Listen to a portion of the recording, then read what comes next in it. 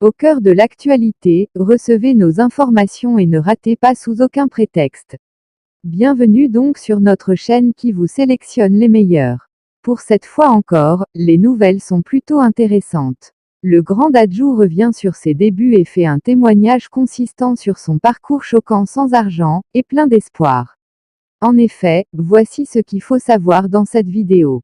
Accrochez-vous simplement et suivez jusqu'à la fin.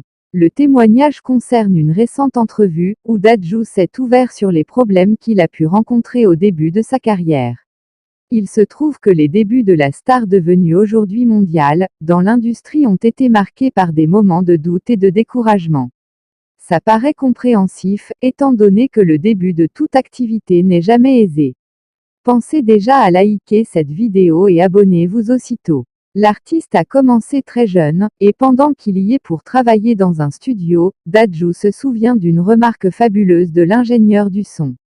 Cependant, plutôt que de laisser tomber, Dadju a bravé de son courage et a puisé dans cette expérience entachée des doutes sans motivation, une véritable motivation supplémentaire. La preuve, aujourd'hui il est au top. En réalité, Dadju avait un objectif clair et bien précis, créer son propre album solo.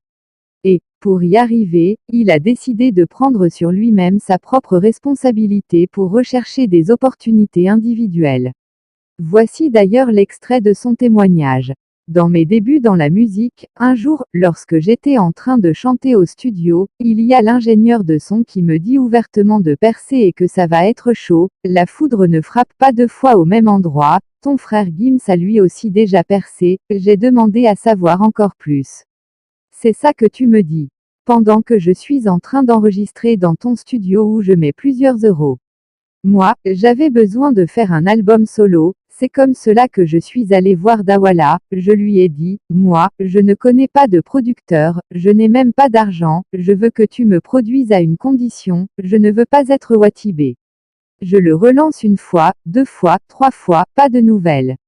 Je leur ai dit après, les gars, si vous ne m'aidez pas, je vais le faire tout seul et là, il m'a encore répondu quoi en souriant en me disant que je suis sous contrat.